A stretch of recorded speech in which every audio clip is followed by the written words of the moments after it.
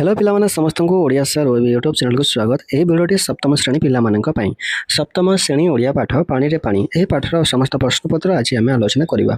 भल लगे लाइक करदेव, केमती रहा कमेंट जनइब। चैनल को नुआ आसते सब्सक्राइब करदेव। ओडिया सर व्हाट्सएप चैनल अच्छी जो मैंने फॉलो करें फॉलो करदेव। चलो आम आरंभ करवा। मुझे बुझिली विभाग अच्छी 1 नंबर आमर भूजल भंडार निम्नलिखित मध्य क्यों समृद्ध होता है।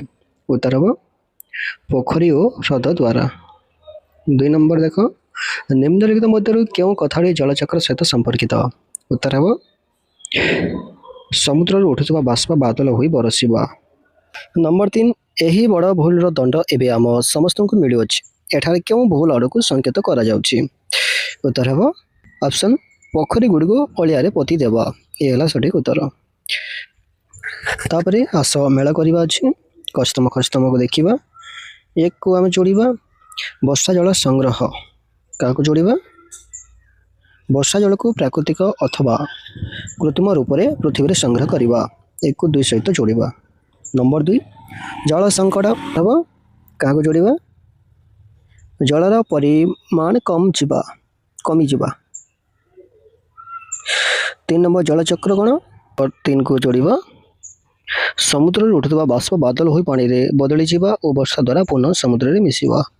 नंबर 4 भूजल को जोड़ा माटी तले लुचि रही जल भंडार एमती जोड़ा पिला माने। तापर देख गद्यांशर आलोचना।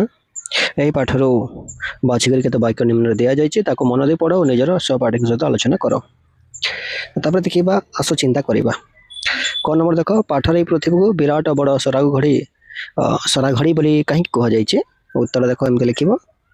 ख नंबर क्यों धारा जलचक्र पूर्ण रूप निए। ग नंबर जदि सबू नई ह्रद पोखरी सुखी जाए तेबे कौन हेबो। घ नंबर पाठरे पानी को टंका ठारू अधिक मूल्यवान कहीं कहुई।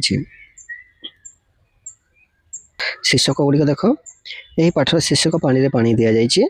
पाठर नाम एमती कहीं दि जाए निज सहपाठी मान सहित आलोचना कर तुम लिख। उत्तर एमती लिख पिला माने। ख नंबर तुम पाठटीर आउ क्यों नाम देवाक चाहूच कारण सह लिख।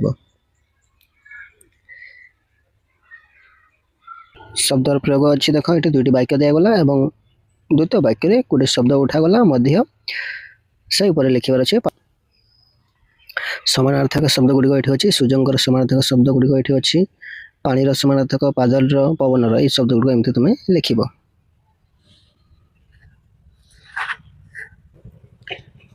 ये उपसर्ग उपर दिगला पे देख उपसर्ग एवं तुम्हें उपसर्ग प्रयोग कर नुआ शब्द गढ़ ताकू वाक्य व्यवहार कर एमती गढ़ पिला माने।